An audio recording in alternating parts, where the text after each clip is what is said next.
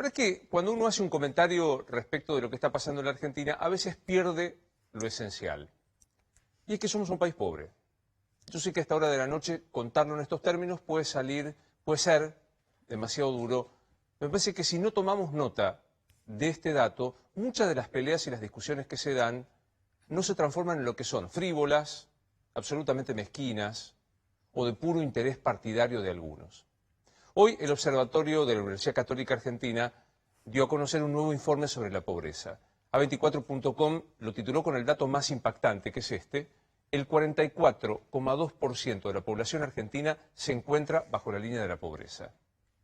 No te voy a abrumar con datos, pero sí te quiero decir que más de 6 chicos en la Argentina son pobres, 6,5.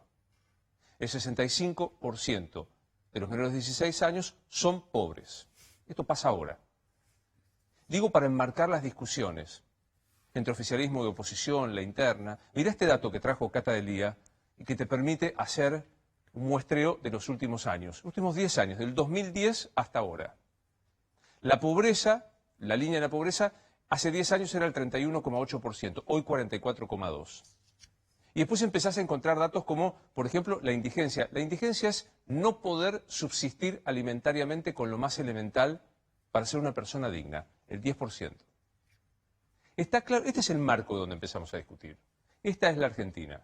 Te podría seguir agregando inflación, te podría seguir agregando lo que es un dato de estos tiempos, que es coronavirus. Lamentablemente estamos en el podio de los contagiados y de los fallecidos. Entonces, cuando yo voy a contarte todo esto que voy a contarte, me pregunto, ¿está la dirigencia a la altura de las circunstancias? Y a mí no me conforma esta historia de que esto es producto de los argentinos. Cuando vos generalizás, lavás las responsabilidades. Yo lamento decirle a la clase dirigente que son ellos los que asumieron voluntariamente para solucionar estos datos que estabas viendo recién. Casi la mitad de los argentinos es pobre. Entonces, cuando yo empiezo a escuchar algunas discusiones sobre el tema, algunas mezquindades, quiero referir siempre a que estamos hablando de esta Argentina, no una Argentina que superó todo. Hoy veía un tuit, en realidad Rosario Ayerdi me hacía ver un tuit de hace unas cuantas horas, de Lucas Romero, que es un politólogo, que me pareció interesantísimo. Y Lucas Romero decía, ni presidencialismo ni parlamentarismo. Esto por momentos parece un senadurismo, y pone, por supuesto, a la vicepresidenta de la Nación y a la presidenta del Senado. Porque me pareció muy interesante. De verdad, ¿quién marca la agenda del poder en la República Argentina? Rápidamente vos tendrías que decir, Alberto Fernández, que ejerce el poder único, unipersonal, de la presidencia de la Nación. Y yo creo que acá no hay ni presidencialismo, ni un corrimiento hacia el Congreso, que podría ser un sistema parlamentario. Acá hay senadurismo. ¿Hay alguna duda que quien manda y marca la agenda es la doctora Cristina Fernández de Kirchner? Es la presidenta del Senado, con un bloque de senadores obedientes como pocas veces yo he visto. Yo le pido disculpas a los senadores. Me llamó los otros días uno de ellos que me pidió la reserva, y lo voy a respetar, y me dijo que se sentía ofendido. Quiero decirles que son tan disciplinados como un cuartel militar. Digo cuartel militar porque alguna vez la senadora Fernández, cuando fue expulsada del bloque, dijo, esto no es un cuartel militar, ni yo soy la recluta Fernández. Se lo decía al senador Alacino, con quien discutía. Quiero decir que la doctora Fernández volvió a sus fuentes y estableció casi un cuartel con reclutas, que son senadores de la Nación, que votan siempre como pide ella. En la Cámara de Diputados, el bloque mayoritario está presidido por su hijo, por Máximo Kirchner. ¿Hay alguna duda de que la agenda pasa por allí? Dos datos, por ejemplo.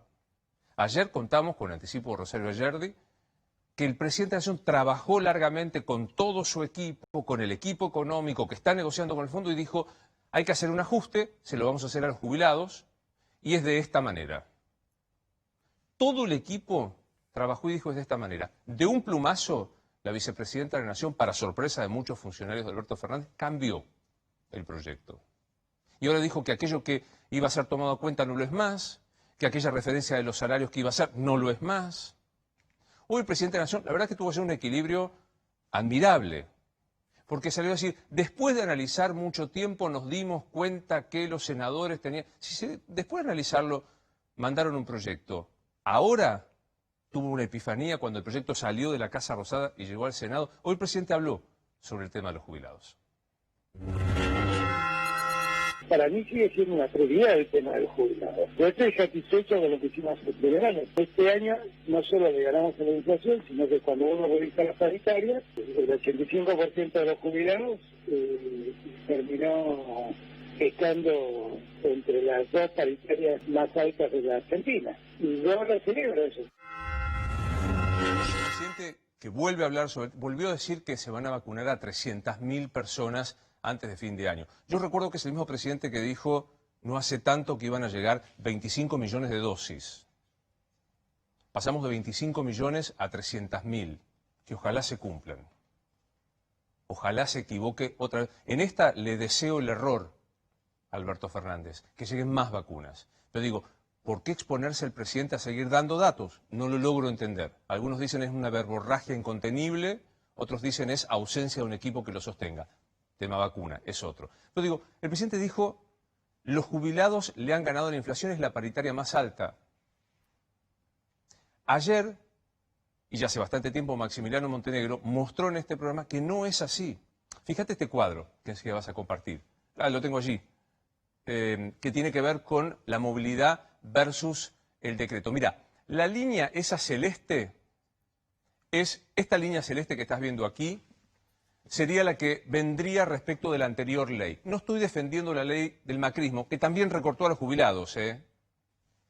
Los jubilados de la mínima van a llegar a un 35%, con suerte un poquito más por las sumas fijas. No le alcanzan. Fíjate todo el resto. Todo esto es por debajo de lo que era la anterior ley. Con un agravante, la inflación se estima va a ser del 37%.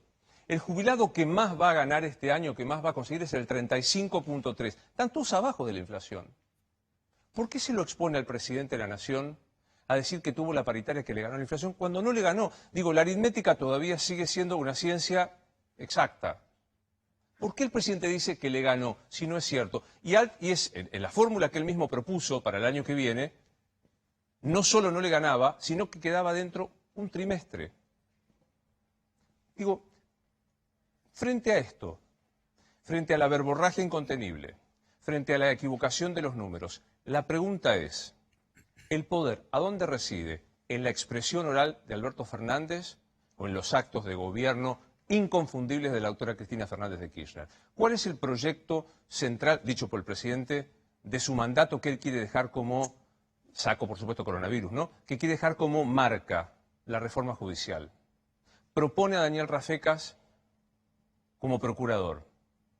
La vicepresidenta de la Nación en el Senado le cambia las reglas del juego, saca una ley y modifica lo que el propio presidente había dicho. ¿Hay senadurismo en la República Argentina? Pensé que es interesante para discutirlo, para que nosotros incluso dejemos de preguntarnos si hay tensión o no. Quizás una nueva forma. Ya no es más la República Argentina presidencialista, ya no es más el control legislativo, sino que en estas circunstancias es el senadurismo el que marca la agenda.